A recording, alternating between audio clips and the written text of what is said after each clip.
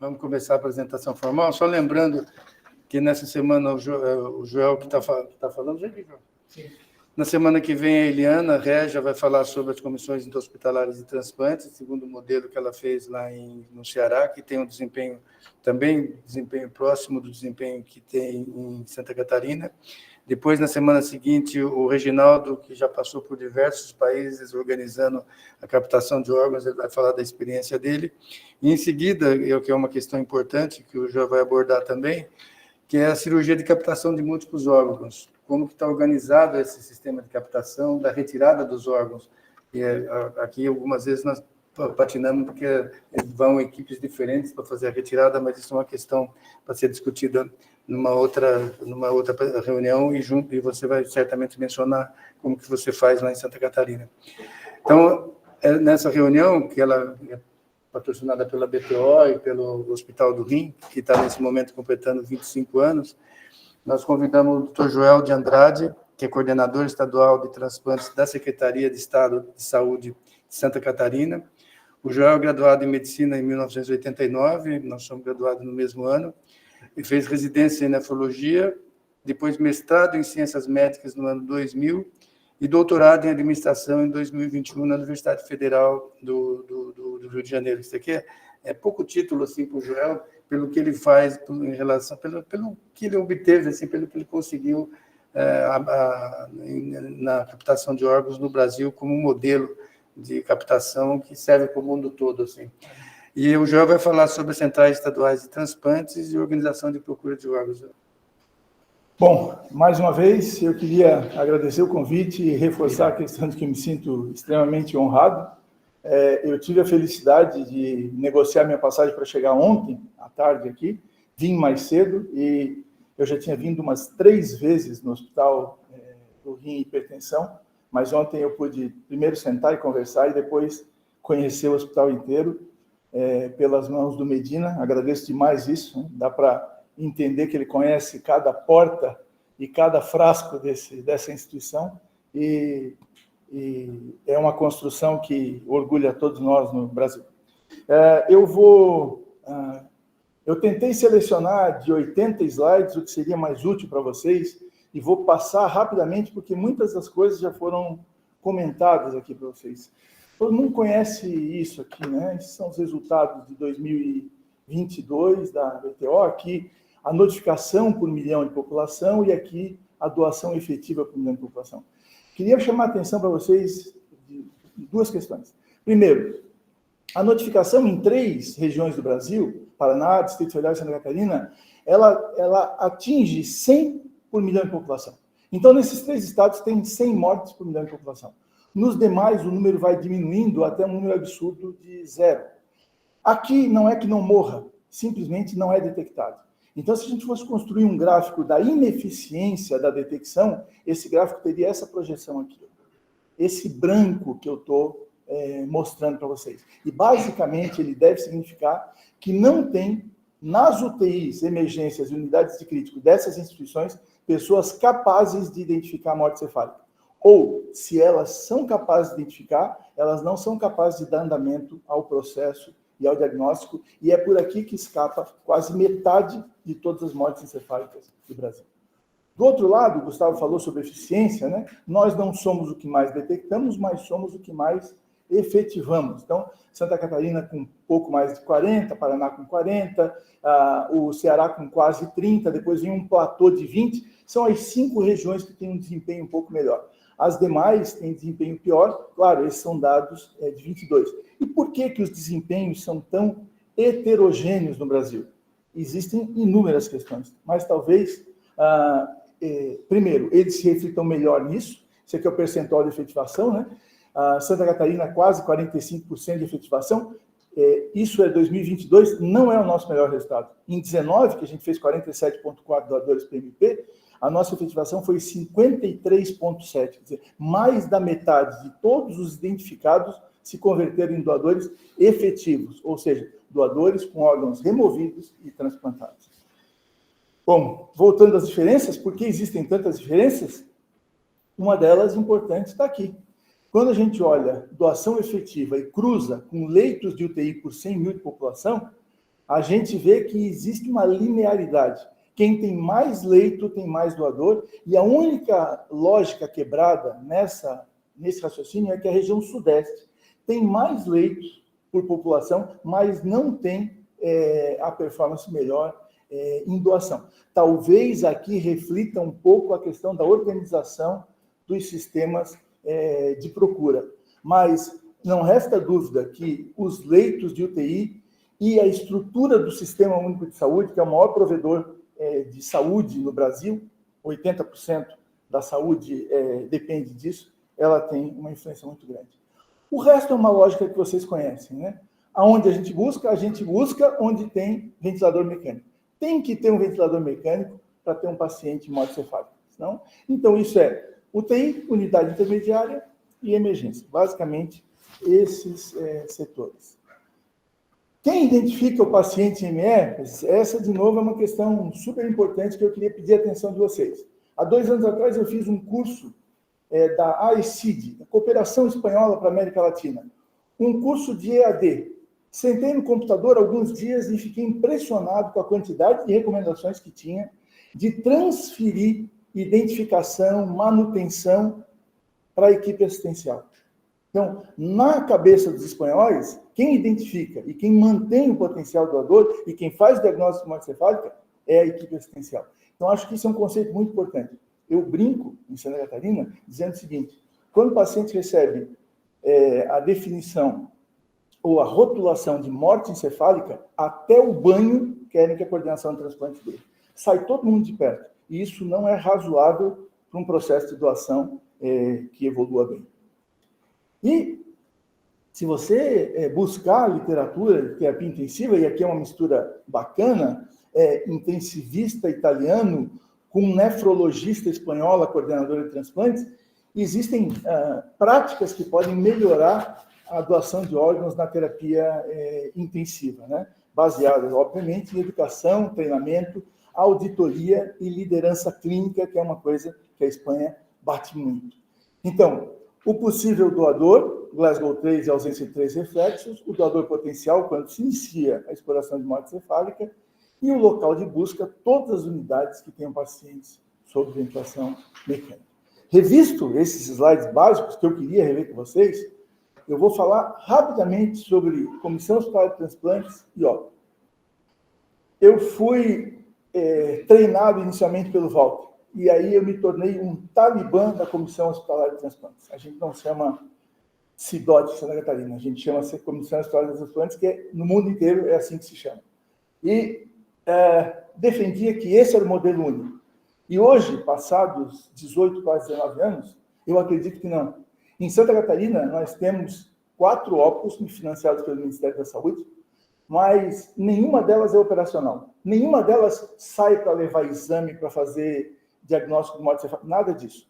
É um médico intensivista, líder em pesquisa, e 3 enfermeiras super treinadas, que são coordenadoras sêniores, que supervisionam e dão apoio a todas as comissões hospitalares de transplante.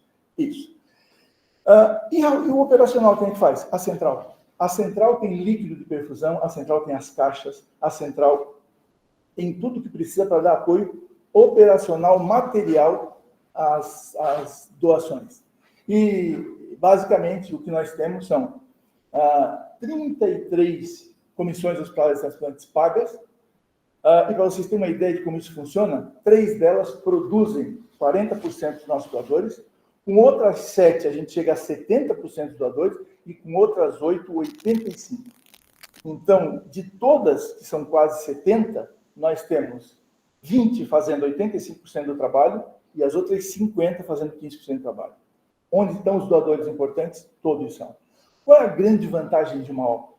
Eu tenho uma admiração brutal pelo Edivaldo, enfermeiro da OPO USP. Excepcional. O que aconteceu com o Edivaldo? Ele entrou naquele trabalho e ele teve escala. Então, rapidamente, ele foi crescendo em experiência. Hoje, ele é muito experiente e conhece. Isso é uma combinação poderosa para fazer as coisas funcionarem. Qual é uma desvantagem da OPO? É que mesmo o Edivaldo, quando ele entra no hospital do Mandaqui, ele não é ninguém, porque ninguém conhece o Edivaldo. Agora, quando eu sou coordenador de transplantes do meu hospital, todo mundo me conhece. Não por coordenador de transplantes, me conhece por médico da UTI. Sabe quem eu sou. E essa é a grande vantagem da Comissão Hospitalar de Transplantes. Eu vou, mais para frente, comentar outros aspectos, mas, basicamente, nós transformamos os times de coordenadores o máximo possível em times de coordenadores que são enfermeiros e médicos intensivistas. Então, eles não vão conhecer a família no dia da morte cefálica. Eles conhecem a família no processo assistencial. E quando chega na entrevista, eles já tiveram 3 ou 4 contatos com a família. Se o contato foi bom, humano, cálido, empático, a questão está resolvida. É basicamente isso. Gente, agora eu vou contar um pouco da minha história. Eu fui para o cargo por conta disso aí. Vocês estão vendo? Aquele SP aí é o estado que a gente está agora. Então, lá em Santa Catarina, em 2004, começo de 2005, houveram várias reuniões na gestão e o diagnóstico era o seguinte: não é possível, todos os pacientes que precisam de transplantes a gente manda para São Paulo, Paraná e Rio Grande do Sul. Tem que mudar isso. Aí fizeram uma conversa. Naquele período, até aquele período, tinham tido 5 coordenadores, todos eles eram transplantadores. Acho que 3 urologistas, um oftalmo e o 5º eu não lembro. Aliás, eram 4, eu fui o 5º. E aí alguém teve a ideia de, não, vamos colocar um intensivista. E aí me chamaram, e quando eu cheguei lá, eu não tinha a mínima ideia do que fazer. Eu nunca tinha ouvido falar do assunto, tinha participado de uns 2 diagnósticos de morte cefálica, porque eu me formei e trabalhei todos os anos numa UTI não neuroprítica, não tem neurocirurgia no Hospital Universitário Federal, onde eu me formei e onde eu trabalhei a maior parte da minha vida. Então, eu não tinha visto. E passei, a partir dali, a trabalhar com ideias. Essa é a reunião. Na outra metade da mesa está sentado Walter Garcia, mais umas pessoas, uns outros colegas, nefro, um psiquiatra que foi chamado para essa conversa. E era a reunião inicial onde a gente ouviu falar de modelo espanhol. Essa moça de branco aqui, e é uma pena que esse país tem pouca memória, mas essa moça aqui, que agora que tem cabelo branco, ela é mosca branca, ela é sanitarista especializada em alta complexidade. A PAC, sistema de tratamento de câncer, transplante, diálise, muito disso, ela teve participação no trabalho do Ministério. E ela participou dessa reunião e foi muito bacana. Selma Ló. Nessa época, Santa Catarina e o Brasil tinham 7 doadores por milhão de população. E a Espanha, entre 2003 e 2004, já tinha 34 doadores por milhão de população. Pouco tempo depois, eu troquei e-mail com o Rafael Matesanos, ele me convidou e eu fui para a Espanha e fiquei 2 meses e meio no Hospital La Fé de Valência, um hospital de 1.200 leitos que faz todos os transplantes que vocês conhecem, mais antebraço, perna e rosto. Adulto e pediátrico. Impressionante. E lá, junto com esse cidadão aqui, que é um anestesiologista muito inteligente, era o coordenador de transplantes, tem 3 intensivistas, 3 enfermeiras e ele que era o coordenador, que era anestesista. Eu revi os dados dos 3 melhores hospitais de Santa Catarina. E a gente chegou à conclusão de que nós tínhamos uma performance muito ruim nos 3 melhores de Santa Catarina. Então, ele escreveu comigo, numa tarde de domingo, na casa dele, 7 recomendações para melhorar o sistema. Desenvolver um programa de garantia de qualidade, que a gente tem em Santa Catarina, expandir o número de leitos de UTI, que é uma coisa que eu comentei ontem, aconteceu por casualidade, não teve a minha participação, mas o governador de então resolveu, por decreto, aumentar 200 leitos de UTI em Santa Catarina, criar uma estratégia para envolver os médicos de cuidados intensivos e de emergência em atividades de coordenação, estabelecer programas de coordenação de transplantes em todos os centros hospitalares de Santa Catarina. Ele frisou muito isso. Se forem alguns, é bom, mas para ser perfeito tem que ser em todos que têm UTI. Implementar um programa educacional no campo de doação e transplante, enfatizando identificação, diagnóstico, manejo de potenciais doadores em todos os hospitais. Introduzir um programa educacional no campo de doação e transplantes, enfatizando comunicação empática em todos os hospitais, que é o curso de comunicação de notícias e situações críticas, que é muito importante, para mim, a mais importante ferramenta da Espanha, isoladamente, e estabelecer um sistema de reembolso financeiro para remunerar as atividades. Quando eu vim com isso da Espanha, eu me lembro de conversar com algumas pessoas e, não, isso não tem a mínima chance de dar certo, aqui é outro país, é outra cultura, não, mas eu acho que dá. E quando a gente foi fazendo, do 1 ao 6, foi tranquilo de fazer, uns 2 anos, mas o 7 demorou 5. A gente teve que montar um sistema de pagamento e hoje eu não tenho nenhum problema de falar isso em rede nacional, porque a gente presta contas ao Ministério, o dinheiro das OPs vai para Santa Catarina e é canalizado para a Secretaria de Saúde e paga os municípios, que pagam os hospitais, que pagam os coordenadores. E é uma rede totalmente controlada. Ontem ainda passei uma cópia desse documento, que é uma deliberação da CIB, do doutor Medina. A gente aprendeu muito do modelo espanhol, aprendeu indo lá, aprendeu lendo e aprendeu com eles vindo aqui. E foi muito importante as visitas presenciais, porque eles puderam olhar o nosso sistema e dizer, aqui, tenta isso, essa questão a gente já passou, e foi muito importante para nós. E aprender que eles investem demais em educação. Olha só, esses cursos que têm a chancela da ONT são cursos de doação e transplantes em medicina intensiva em Granada e em Barcelona. Os dois são financiados com dinheiro federal, né? E em parceria com a Semiciuc, que é a AMIB deles. Então, a AMIB, a Semiciuc e a ONT publicam muito junto, como a gente fez algumas vezes já no Brasil, envolvendo inclusive a BTO. E aí nós fomos pesados para a educação. Isso aqui foi um seminário feito por um projeto OPAS AMIB em Florianópolis, com quase 400 pessoas treinando esse curso de comunicação para o Brasil todo. Lamentavelmente, poucos estados prosperaram e um deles que tem que fazer o registro foi o Rondônia. A nossa educação permanente tem esse menu, né? Curso de formação de coordenadores, cursos regionais, que a gente faz dois cursos estaduais anuais e faz vários cursos regionais, 10, 12, determinação de morte cefálica, comunicação de notícias e situações críticas, coordenação de sala cirúrgica e doação de tecido ocular. E um último que eu tenho muito apreço, mas que não prosperou muito do ponto de vista numérico, é o curso de suporte de vida em neurologia. Nós temos um dos maiores especialistas em neurointensivismo trabalhando conosco na Central. E ele propôs um curso para ensinar as pessoas as melhores estratégias para tratar o neurocrítico grave para ele não morrer. Mas a 10ª aula do curso é morte encefálica e a 11ª é manutenção do potencial doador. Ou seja, tudo para não morrer, mas se morre, aproveita como potencial doador. Mas, lamentavelmente, a gente fez poucos desses cursos. Treinamos mais de 7.000 profissionais nesse período. Isso são números, nós temos um sistema informatizado de inscrição, então são números que têm veracidade. Muito do que eu estou contando para vocês está publicado nesse paper que foi escrito durante o doutorado, em parceria com o meu orientador no Rio de Janeiro. E Santa Catarina tem 33 cidades e 69 hospitais doadores. Nós somos, o número de municípios é muito maior, é quase 200, mas existe UTI e doação em 33 cidades e 69 hospitais doadores. E a nossa rede de transplantes é muito menor.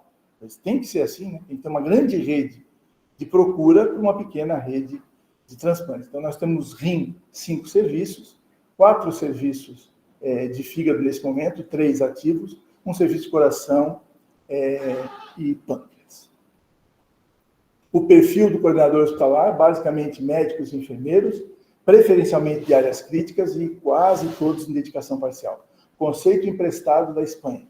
A Espanha acha que um intensivista, médico ou enfermeiro, é um bem muito precioso da sociedade para se dedicar só à doação. Ele tem que fazer doação, mas também tem que fazer UTI. E é o mesmo esquema. A maior parte dos nossos trabalha e, a tempo parcial, faz coordenação. Os coordenadores hospitalares são 26% médicos e 73% enfermeiros, 1% são psicólogos, e grande parte deles trabalha em terapia intensiva. E entre os 80% dos médicos trabalham em terapia intensiva. E entre enfermeiros, psicólogos, coordenadores hospitalares e transplantes, existe uma distribuição um pouco menos concentrada, incluindo gestão, internação, centro cirúrgico, educação continuada. Todos esses profissionais são, em tempo parcial, coordenadores, mas trabalham nessas outras áreas.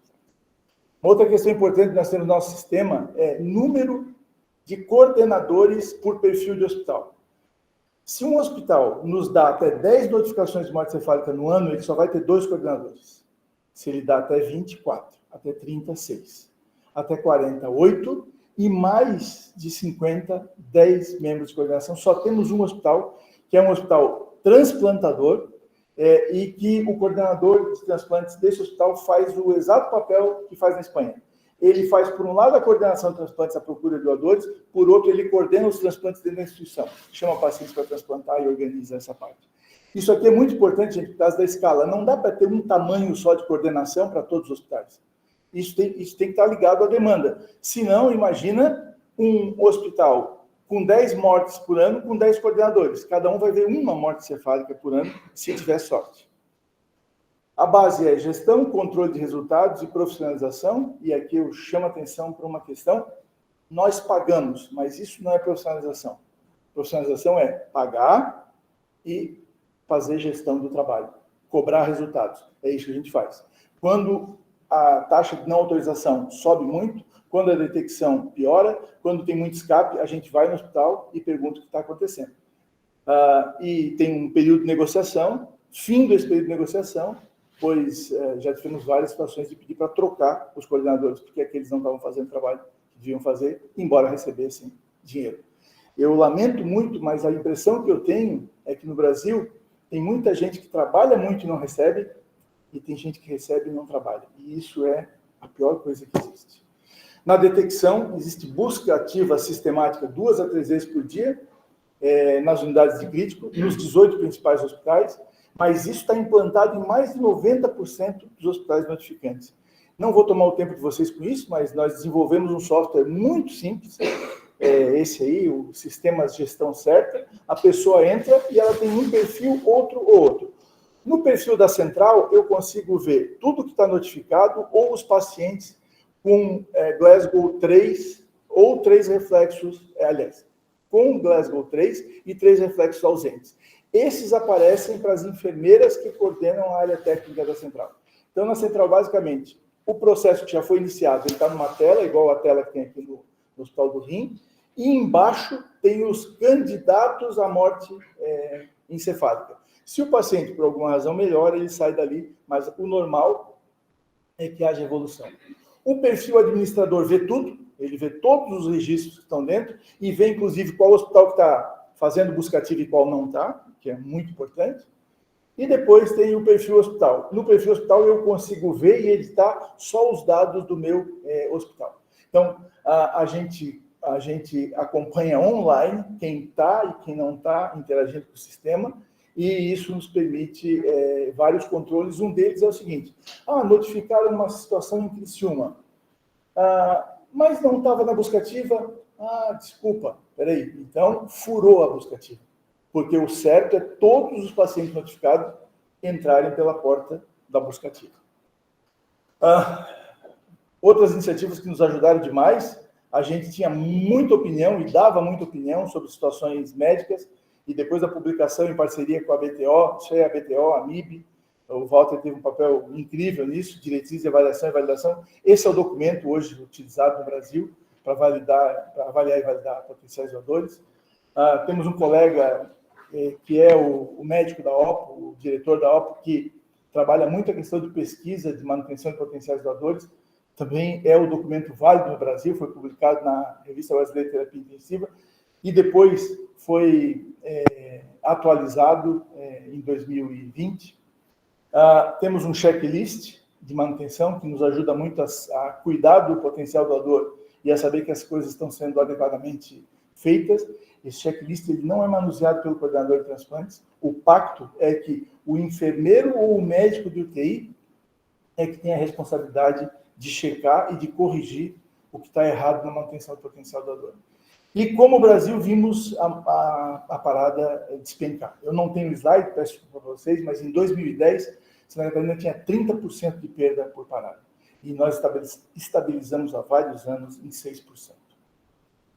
Então, profissionais treinados, melhora do processo como um todo, diagnóstico de morte cefálica conforme a legislação, cursos num número grande em todo o estado de Santa Catarina. Nós não trazemos as pessoas de Chapecó, nós vamos a Chapecó. Para quem não sabe, Chapecó-Florianópolis é 1 hora de voo, não é longe. E o resultado é esse. À medida que nós estamos acumulando os cursos, que hoje já foram 44 cursos de morte encefálica, feitos com recursos públicos do Estado, e treinamos quase 680 médicos, a notificação de morte encefálica foi aumentando. É óbvio, quanto mais médicos souberem fazer o diagnóstico, mais diagnóstico nós vamos ter. É isso. E a joia da coroa, né, importado da Espanha em 2010, o curso de comunicação em situações críticas, um seminário de 8 horas, teórico-prático, com estratégias de comunicação empática, de relação de ajuda. A comunicação define a questão da doação, e não é um ato, é um processo. Quem acha que a entrevista é um ato, quem acha que a Vanessa vai lá e porque ela é treinada e boa, ela consegue, se ela chegar no final, às vezes já definiu. Tem que entrar antes, tem que comunicar antes. Então, é muito comum que em Santa Catarina, quando se dá uma notícia crítica, no meio das pessoas, dos profissionais, tem um coordenador de transplantes, que está ali para acompanhar a família e para ter os primeiros contatos. Ah, mas por que ele está ali? Porque normalmente ele é da UTI. E ele se mistura. Tá? Isso é muito importante. E o resultado aqui é o mais impressionante de todos. Nós tínhamos ali, não está no gráfico, mas nós tínhamos em 2007, eu vou mudar esse gráfico, 70% de não autorização. Em 2010 começamos a treinar.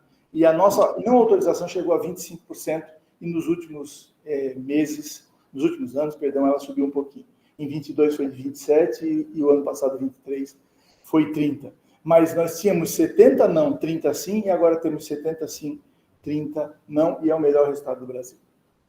E fazemos auditoria contínua das mortes encefálicas. Aquele mesmo programa informatizado que permite avaliar a busca ativa, ele tem um relatório de óbito. Então, todas as mortes que acontecem em ambientes com ventilação mecânica, emergência, UTI, unidade intermediária, elas são relatadas. E depois, as 3 enfermeiras vão aos hospitais e auditam os prontuários. Se no prontuário era um paciente que ingressou com pancreatite hemorrágica e morreu com disfunção de múltiplos órgãos, não era potencial doador. Mas se ele ingressou com sangramento cerebral, morreu midriático, sem drive respiratório, e não foi notificado, isso é um escape clássico. Ou seja, escapou a morte encefálica na notificação. E isso é negociado porque tem um feedback para as comissões hospitalares.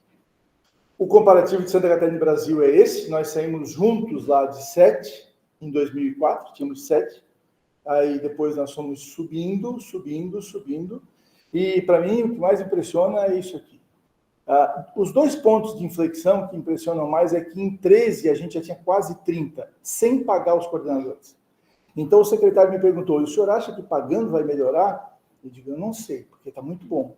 Mas vamos tentar. E aí subiu, e foi para incríveis 40 por milhão de população em 17. E aí vocês veem que a gente dá uma escorregadinha aqui, ó, no pior ano da pandemia a gente faz 34,4, 39,4, mas os coordenadores estão perdoados. O ano de 22 foi 44,8 e o ano passado foi 42,5. Nessa sequência, gente, é isso aqui, ó. Se pegar os últimos 18 anos, Santa Catarina foi por 14, o melhor estado em doação de órgãos de transplante, perdeu em 5 para o Rio Grande do Sul, em 10 para São Paulo e em 18 e 20 para o Paraná. No resto, a gente foi melhor. Ou seja, se isso fosse o Parmeira, era multicampeão. Muito rápido, em 5 minutos eu acabo. Eu tenho 5 minutos, Renato? Tem, tranquilo. Vamos lá.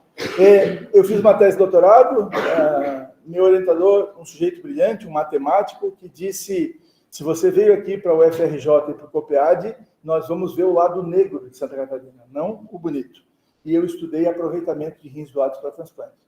E descobri que no Brasil, para uma média internacional que varia de 85% para cima, o Brasil tinha em 2015 77, em 2019, ano que eu concluí a coleta de dados, 69% de aproveitamento. O Walter me falou recentemente que ele reviu os dados, o Brasil teve o ano passado, 2023, 65% de aproveitamento. Santa Catarina, em azul, é a barra do PMP, doador efetivo PMP. E a linha dourada, ela é o transplante renal. Então, o transplante renal nunca foi, exceto 2015, maior que metade, porque cada doador dá 2 rins. Então, eu deveria ter o dobro de transplante que eu tenho em relação à doação, se o aproveitamento fosse perfeito. Mas ele não é. Mas ele é muito ruim, né? Então a gente tem que estudar isso e ver maneiras de melhorar. Para ver que o Brasil é heterogêneo, o Rio Grande do Sul tem um comportamento oposto ao de Santa Catarina. A doação é por volta de 20, mas o transplante é mais que 40. Isso significa que o Rio Grande do Sul aceita de fora.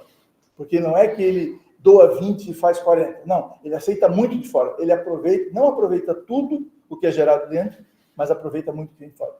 E olha Goiás. Goiás é impressionante. Goiás, em 2015, doou 6, ou seja, teria aqui 13 e transplantou 9. Mas em 19, doou 10, então o teto seria 20, mas transplantou 28. Então, um aproveitamento enorme. Existe uma assincronia no Brasil em relação aos serviços que utilizam doadores de critério expandido, e isso eu acho que é uma coisa que precisa colocar coordenação de transplante e transplantadores juntos. Recebi isso de presente essa semana, é um estudo de caso, eu te enviei, Medina. O professor Dib é um especialista em estudo de caso e foi feita essa publicação, que é justamente sobre um órgão ofertado pela Central de Santa Catarina a um transplantador catarinense, e ele tem o dilema de receber uma oferta de um doador idoso para transplantar num receptor um pouco mais jovem. Acho que a gente tem que começar cada vez mais a conversar sobre isso. Para dizer que eu dou importância ao que eu falo, aquela flecha azul aponta um seminário no dia 4 de abril, em Florianópolis, com a Tainá, o Walter, Gustavo, uma série de colegas que vão discutir a questão do aproveitamento de rim e de fígado. O Higgins, Lúcio, porque é muito importante que a gente pare e veja o que está errado para poder trabalhar. O meu estudo foi qualitativo, não foi quanti, como é a maior parte dos estudos de saúde. E foi impressionante o número e as variáveis que surgiram em relação aos problemas. Isso é um pouco de reconhecimento. Em 22, a gente recebeu uma carta da Beatriz Domingues Gil, diretora da ONT, reconhecendo Santa Catarina como um modelo. Isso foi mandado ao governador de Santa Catarina e foi bastante útil. Foi iniciativa dela. Junto, ela mandou um e-mail. Pouco tempo depois, eu acabei concorrendo e ganhei um prêmio chamado Prêmio Espírito Público, que é o maior prêmio do Brasil, concedido a um órgão público, e a base de tudo foi a estruturação do sistema de transplante de Santa Catarina e muito mais a questão da comunicação empática. Esses são os dados do ano passado: 322 doadores efetivos, 1.713 transplantes, mas mais do que reconhecimento, o importante é isso aqui.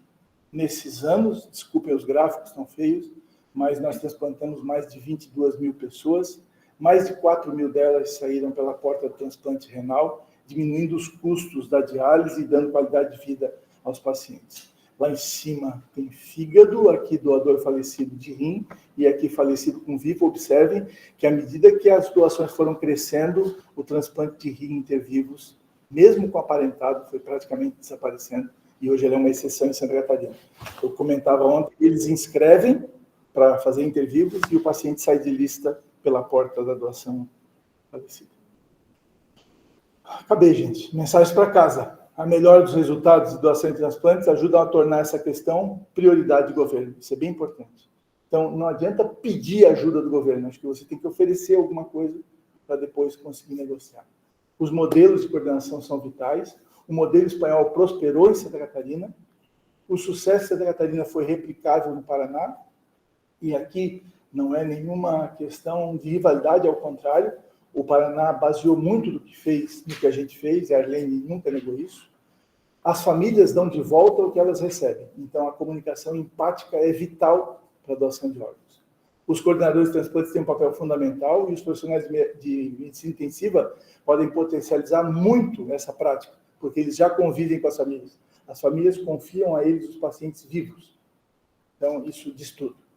E é muito importante que a gente conte com a mídia para tornar os bons resultados públicos e estimular a população e o governo.